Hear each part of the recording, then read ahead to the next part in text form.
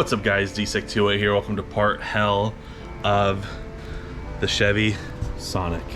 I've been working on it for about an hour and a half and taking breaks here and there, watching videos and redoing this video because I'm rambling on and being pissed off and saying bad things that I shouldn't say about car manufacturers and people who buy certain car manufacturers. Anyways, we are not cleaning the car. As you can tell, exhaust is coming off. You think, why is the exhaust coming off?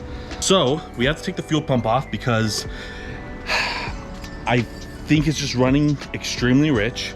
I'm seeing that it's the fuel pressure regulator. That's like the one thing that I'm seeing that it could potentially be. Making sure that there's no compression issues because again, it was just running rich. It turned off on me, all this stuff. It was just running really bad after last successful turn on. I think it's a success. Anyways, I got these tools finally so I can disconnect the fuel rail. So I disconnected the fuel rail, and when I was doing compression tests, I would have a bottle over that fuel rail, and every time I would crank it 4 or 5 times max, half of the bottle, so about 10, like a little bit more than half, so like 8 to 10 fluid ounces would be in that bottle every time I crank it 4 or 5 times. So I was Googling that, and that seems like a very abnormal amount of fuel to be coming out of it. With that, I'm seeing that it's the fuel pressure regulator, and it can't be the sensor because the sensor wouldn't allow it to, you know, even go that far. I wish it was a sensor because that's an easy replacement in the front of the motor, but on the Chevy Sonic, the fuel pump regulator is a part of the fuel pump, or the fuel pressure regulator, whatever. It's part of the fuel pump. So there is no access as we first originally saw when we were originally gonna do something with the fuel pump to disconnect it when we were doing the original compression tests. We know that there's no door for the fuel pump there. So the exhaust has to come off, and then the fuel tank can come out. And then once the fuel tank's out, you can replace the fuel pump. Brilliant design. Anyways, finally got the exhaust off. The bolts on that bitch were a bitch. So we finally got that off. It's not extremely hard to do. It's just kind of a pain in the ass, especially if you don't have a lift. Pretty much, you have to take those 2 bolts off there. Have to take off the holder there. You take off the holder right here. And then you take off this holder right here. So now the exhaust is pretty much free floating, other than being connected to one of the bolts that are on there just so it doesn't fall on the floor. And then now with that removed, you know, this will come down and this will be out of the way of the fuel tank here. I already have the fuel pump or like the fuel tank leader, whatever it's called, going from the, you know, the filler cap to here. I got that disconnected. That's just WD-40. That's wet right there. It's not fuel, just because I'm trying to loosen everything up. I sprayed everything with WD-40 before I started, just to let everything kind of loosen up. The bolts of the exhaust were a pain in the ass. That's what took most of the time. But we got that off. We're just gonna disconnect all the lines, and we got the jack already on it. That way it doesn't just fall once the little cable things here are disconnected. So that's the next thing I think we're gonna do. I'm gonna watch the video one more time just to make sure, and we're gonna get that disconnected, drop it, and go from there. We got the exhaust is off fully. We got the 2 bolts out of that, so pretty much what's holding the gas tank is the fuel, or the jack. Such a pain in the ass. We disconnected the lines here. I just have to disconnect this last line here, that little one, but the filler is emptied, or not emptied, but taken off. The lines here are taken off. So now I just need to take that last one off there, and then I think it can come down. I'm so ready for this car to be done, genuinely. I hope this fixes the issue. That's like my biggest worry, is that I do all this, put the new fuel pump in, put it all back, and then the car's like, nah, that's not the problem. you're not gonna know what the problem is. So I don't know, we'll see. But when I took off one of the lines on the bottom, when I was watching the video of the guy doing it, like a little bit leaked out on mine. A good amount leaked out compared to his. And I depressurized the full system and everything. Opened the fuel cap, depressurized it up front, all that stuff. I think possibly it is that regulator where it's just feeding way too much fuel, because that's the diagnosis of it. I'm hoping it's fucking correct. Anyways, I'm gonna replace this or take it out. Once it's all taken out, I'll show you guys all the stuff. We'll clean it up because I'm pretty sure it's dirty like everything else that's been in there. That car, it's not actually that bad down there compared to like other videos I'm watching, but oh, it's every bolt is just such a pain in the ass. Yeah, the exhaust is kind of in the way, but we can maneuver it. Don't see anything snagging. That's gonna be part of that. It's fine, we can move that. Okay, something is holding on to the front. Oh no, we're good, we're good. Okay. Okay, we're good. I'm gonna tighten it just because I wanna move it a little bit to the left because of the exhaust. Or to the right, I should say. All right. It looks, we did it, I think. Ugh. All right, I think we removed it. And by think, I think we removed it. Yeah, that's gone. I think everything is disconnected. It doesn't seem like, I don't see any wires holding on to it. One, stupid design. Two, don't get a GoPro. I have that fan blaring in here just for this because I don't need it. It's not even that hot anymore. It's pure shade. It was hot in the sun. I recorded for maybe 6 minutes as I was down there. Cold, pure shade, all that stuff. It was sitting like right there. Hot to the touch. And battery's almost dead. And I've been recording for probably 40 minutes. Shit cameras, don't get them. They're only good during the winter. Anyways, I'm gonna fully remove it and we'll put it right here.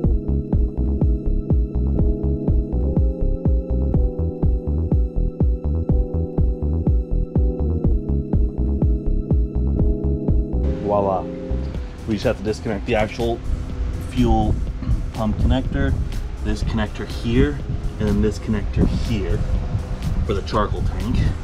We have to remove those to get like that one that's sitting on the floor to get that wiring harness off because that's what it's connected to. But what we're gonna do now is clean the tank up with compressed air because you can't use a regular vacuum cleaner. Just they can potentially cause spark if there's any fuel remnants. And it can be pretty dangerous. So,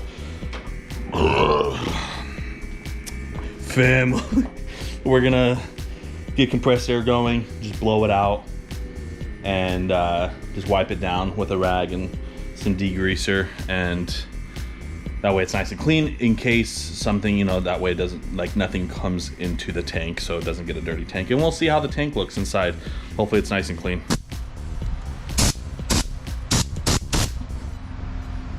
Very dusty.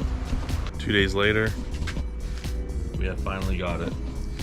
I'm very scared of this fuel pump. You know, it's not like a real brand, it's like a Chinese brand, which I don't know. This is the same brand that I went with my fuel injectors, and one of them was messed up. So it's the only option that I had that would come here in a decent amount of time. This one took 2 days. The rest were, there was one other like cheaper brand, but the rest were like a week and a half out. So I really didn't want to wait that long for it just to be sitting here for that, you know, much. But here it is. It's wrapped nicely, but let's just hope it works.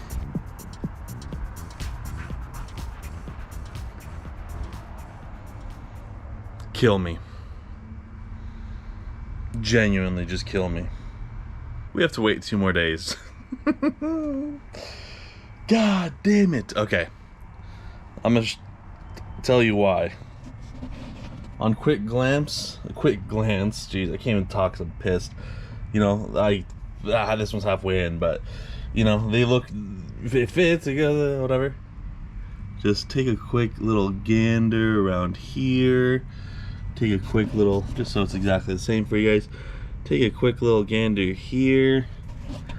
You know, it's got this, it's got this, it's got this, cool. It's got this, it's got this, it's got this, it's got this. I think this is for a flex fuel Sonic. I'm guessing, I'm not exactly sure why there's two, but it is the wrong part. There is one that's exactly the same, but it said it doesn't fit my Chevy Sonic, but because I think I have selected the flex fuel option, potentially. Look at this fucking nasty fly. God, it's a green as hell. Anyways, gosh. Okay, well, I have to let that kind of air out, return it, and get another one. Oh, and it's gonna take another 2 days. Oh, I'm gonna lose my mind with this waiting, man. Genuinely, this is the worst part of working on this thing, is the waiting for parts, because you figure out one thing and you're like, okay, cool, and then you turn it on and then this thing's messed up, so you have to wait a day or two for this part, and then you turn it on and then you wait a day or two for this part, and now with this, a day or two, and then wrong part. Same thing with injectors. Day or two, okay, this one's leaking. Day or two, get the new ones on there, fuel pump's not working correctly. This whole thing has been taking like a week just for waiting. Damn it! So this whole assembly has to come apart with this wire and this attachment thing up here, because the one doesn't come with it, and this is just the sensor level, so your gas meter can show how much fuel you have left. But yeah, we just have to take that out and route that into this one, and we'll be good. And just like that, we got the fuel level sensor installed. We just got to put the little bob in there, and then we are good to go. So the fuel pump is in. I'm gonna just give another wipe down over the tank. I'm gonna put the tank back on, make sure everything is connected properly, but I'm not gonna put the exhaust back on. This is the part I was most worried about, is literally this part right here, so we'll see if I can pull it off.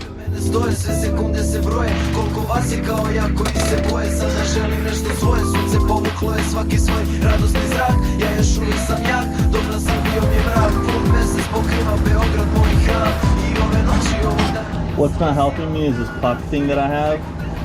It's just nice to have like a rubberized thing for, you know, all these jack points. I'm gonna take that off and see if that's a little bit easier, because it keeps tilting and I don't think that's helping at all. So I'm gonna take that off just to see what the position I'm in. Oh man, this really sucks my ass. I have to get this over here. I don't like that. All right. Fuck, this is gonna suck. It just keeps falling off. This is so hard with one person. Alright, I'm just gonna hold it. The fat stomach's in the way to go any more aggressive with the lift. That's too much in the back now. Let's kick it forward a little bit, or just push it forward without the jack moving. Oh, it's literally on the back end of it. Oh my god, this really fucking sucks. Ouch, that's my finger. Okay, that's a bit better.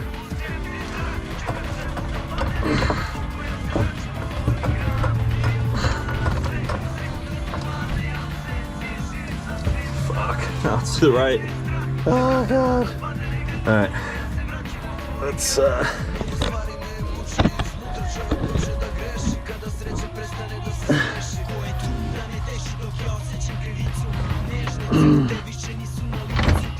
the fucking tank doesn't want to move, but the jack's moving. It's too much to that. Right. Oh my god. I'm like holding on to the heat shielding and it's thin as shit. Oh my god. Oh fuck, now it's going way too much to the right. Alright, I'm dropping it. Oh, this really fucking sucks.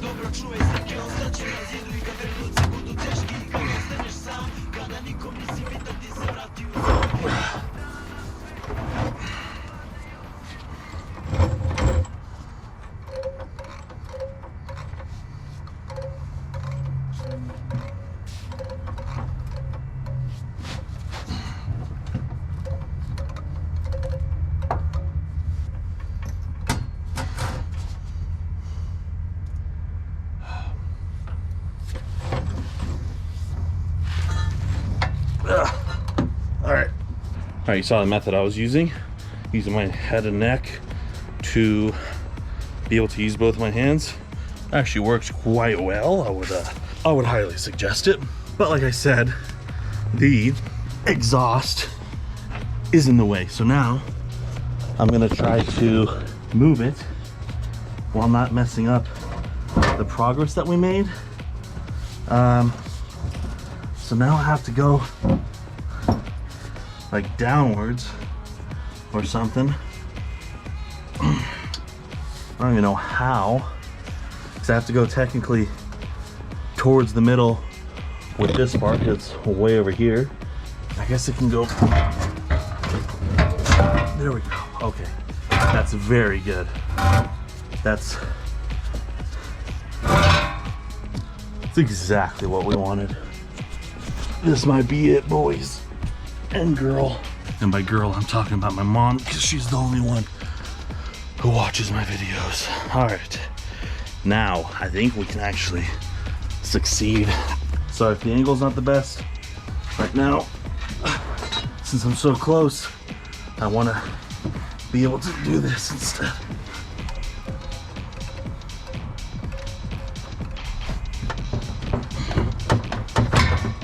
Okay. Oh boy. Okay. Oh my God. We got it. Like, it's not all the way up. This is above. This will go in there. Now we just need to get those buckle things, attach them. I'm just gonna press it up all the way. I just don't know. I think this is where it's supposed to go. Yeah, it's pretty lined up here. Oh my God. We did it.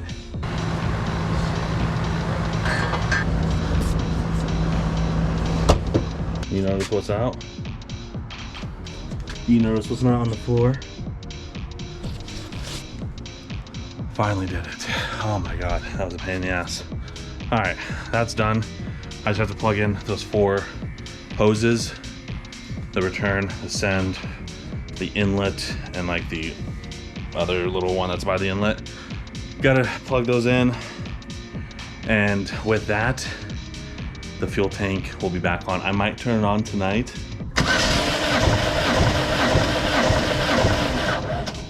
Okay, what are we looking at here? Oh my God. I think it actually worked. It was sounding weak because obviously the battery wasn't like charged and stuff like that. But there's barely any fuel. There's a tiny bit, which is how it should be. I think this actually worked. Oh my God, I actually think that worked, because before, I don't know if I ever showed it, and I don't remember what I've done in the video, this would be halfway full of fuel. And then I would just dump it in a fuel tank that we had in the back, like for our lawnmower. But it would be halfway full from just a couple of cranks like that. And that's why I changed it, because it was the fuel pressure regulator. Oh, if that's the case, man, I think this is it. Because it was running super, super, super rich. And I'm gonna call it there for this video. So thank you guys so much for joining me on the second part of getting the Chevy Sonic running. I think on the next episode, we will see it actually run good. The first episode when we ended it, I thought it did too, and then it ran horribly. Okay, so yeah, we'll find out on the next one. So thank you guys so much for joining me. If you guys like to hit the like button down below, if you guys want to see more and more of the Chevy Sonic and more future cars, hit the subscribe button down below. And yeah, you guys have a wonderful and beautiful day. D-Sec 208's out.